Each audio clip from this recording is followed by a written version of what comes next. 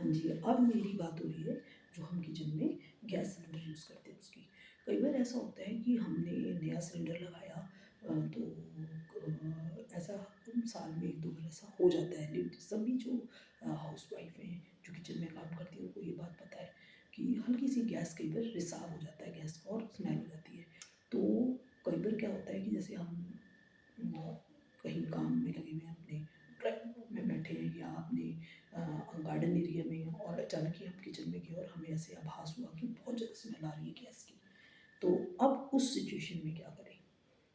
हमेशा कूल रहें। आपको लग रहा है कि गैस की बहुत ज़्यादा स्मेल आ रही है, तो ये आपको पता होगा कि जैसे आपने कभी अंधेरे में इलेक्ट्रिकल स्विच ऑन किया होगा तो उसमें स्पार्किंग होती है। जैसे ही हम ऑन करते हैं तो एक स्पार्क हमें दिखता है, ऐसे स्पार्किंग सी होती है।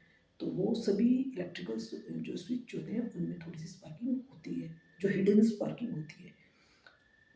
उससे नुकसान तो कोई नहीं होता, बट अगर आपके कमरे में बहुत ज़्यादा जो आपका किचन है या साथ वाला रूम है जिसमें ज़्यादा गैस की लीकेज हो गई और स्मेल आ रही है ना, तो उस वक्त वो हार्मफुल है यदि आपने जो किचन का या अपने रूम का स्विच ऑन करा।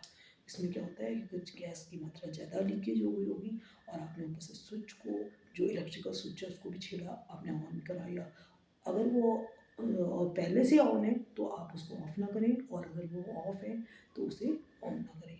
क्योंकि इस प्रोसेस में क्या होता है, हल्की-सी स्पार्किंग होती है और इलेक्ट्रिकल स्पार्किंग के कारण क्या होगा, आग लग जाएगी रूम में और एक बहुत बड़ी दुर्घटना हो जाएगी।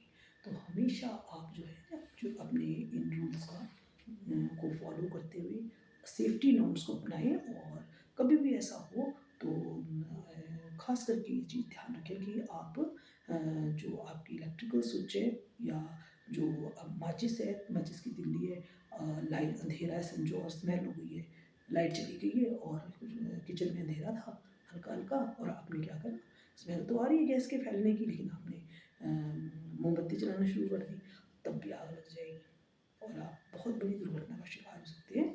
तो हमेशा सेफ्टी नॉर्म्स का ध्यान रखें। धन्यवाद।